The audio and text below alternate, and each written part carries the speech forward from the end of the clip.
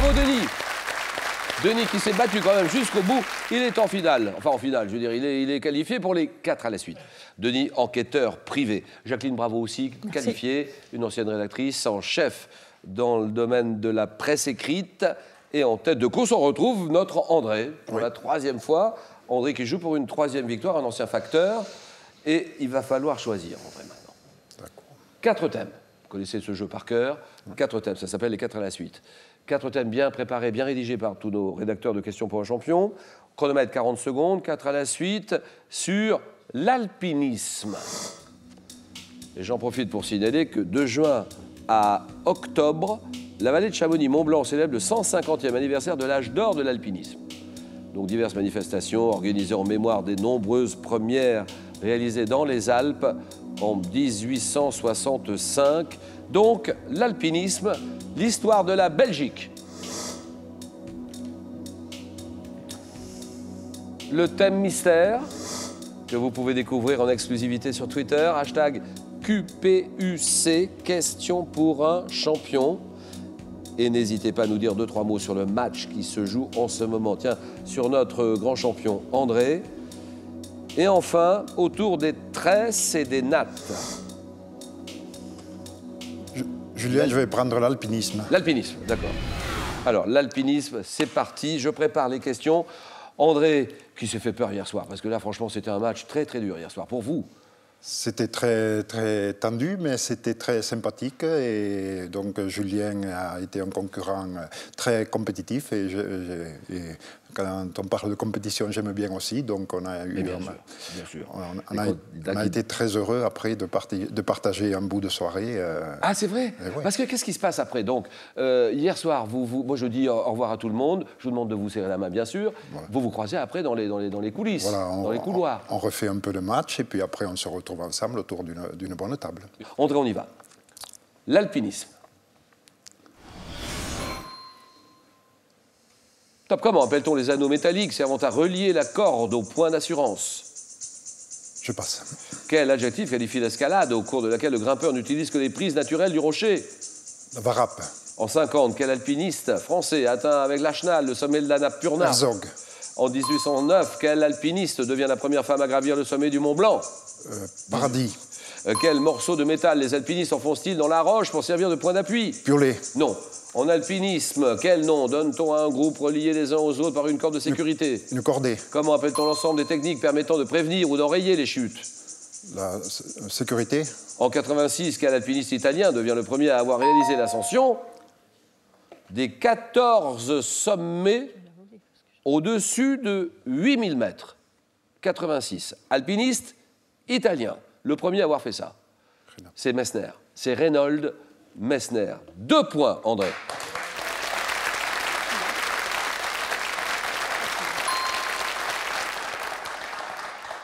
Par exemple, celle-là. Ça ne peut pas être le piolet si on écoute bien la question. Oui. Quel morceau de métal les alpinistes enfoncent-ils dans la roche pour servir de point d'appui? Ce n'est pas le piolet qu'ils enfoncent. Donc c'est le piton. Le piton, oui. Bravo pour Marie Paradis. Super. Marie Paradis, première femme à gravir le Mont Blanc en 1809. Quel adjectif qualifie l'escalade au cours de laquelle le grimpeur n'utilise que les prises naturelles du rocher? C'est l'escalade libre. Les anneaux métalliques servant à relier la corde au point d'assurance, les anneaux métalliques, les mousquetons. L'ensemble des techniques permettant de prévenir ou d'enrayer les chutes, c'est l'assurage ou l'assurance. 2 points. Jacqueline, qui a un coup, là, elle a une carte à jouer. Je vais essayer l'histoire de la Belgique. L'histoire de la Belgique, d'accord. L'histoire de la Belgique, nos amis, nos frères, la Belgique, qui sont à quoi? C'est à 250 km de Paris, même pas. Hein.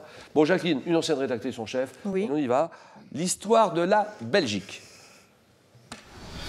Quel nom porte l'union douanière et monétaire signée en 43 et 44 par la Belgique avec le Luxembourg et les Pays-Bas? Le Benelux. En 14, en dépit de la neutralité du royaume, quel pays a envahi la Belgique afin de contourner les armées françaises?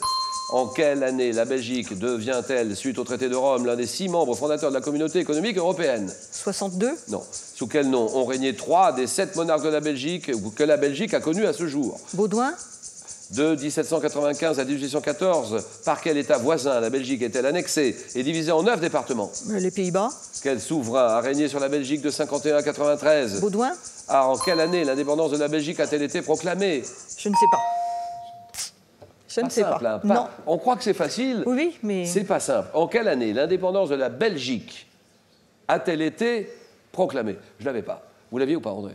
1830. Exact. 1830. Ah oui. Exact. De 1795 à 1814, par quel État voisin? Donc c'est de 95 à 1814. La Belgique est-elle annexée et divisée en 9 départements? Elle est annexée par la France. Ah ben d'accord. Sous quel nom ont régné 3 des 7 monarques que la Belgique a connus à ce jour? Léopold. En quelle année la Belgique devient-elle, suite au traité de Rome, l'un des 6 membres fondateurs de la Communauté économique européenne? En 57. 2 points pour Jacqueline.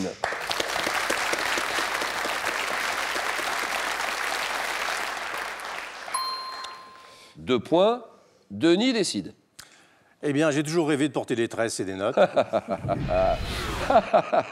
C'est vrai que ça vous irait bien. N'est-ce pas? D'ailleurs, j'aime bien votre raie au milieu, là. Hein. Oui, voilà. Ça vous va bien aussi. Bon, Denis, enquêteur privé, détective, vous avez du matériel pour ça, hein? Oui, on a quelques petits ustensiles. Les déguisements sont rares parce que, bon, ils sont un peu trop voyants. Mais par contre, effectivement, tout le monde le sait que maintenant, les caméras sont réduites. Miniaturisées. Miniaturisées.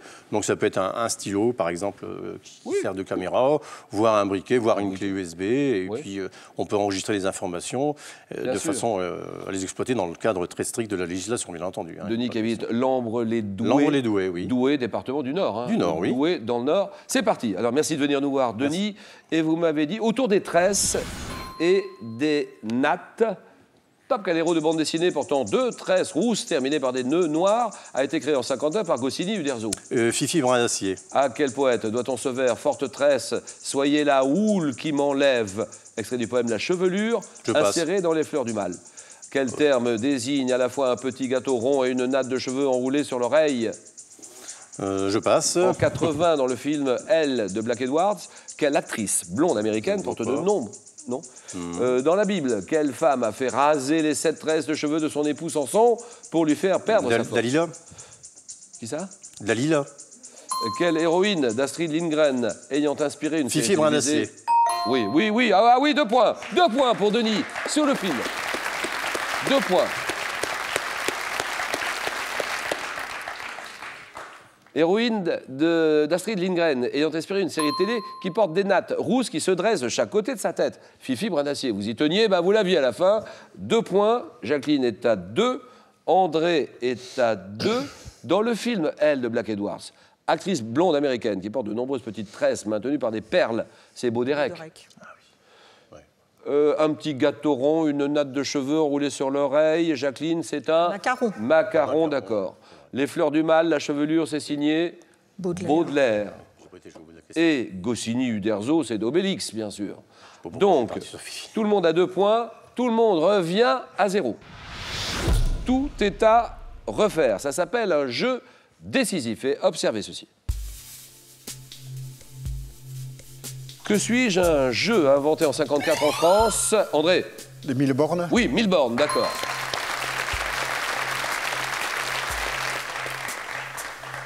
Alors ceci maintenant. Que suis-je parti du corps de Denis? J'allais dire une pieuvre, mais... Non, ça c'est non. De différents animaux. Jacqueline? Les tentacules? Oui, tentacules, d'accord.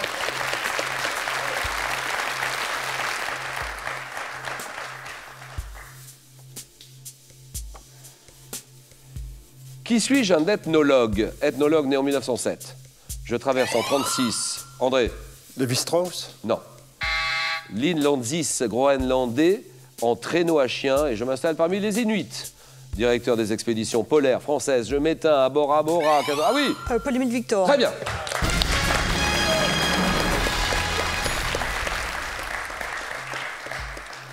André et Denis, 1-0 pour le moment. Observez ceci.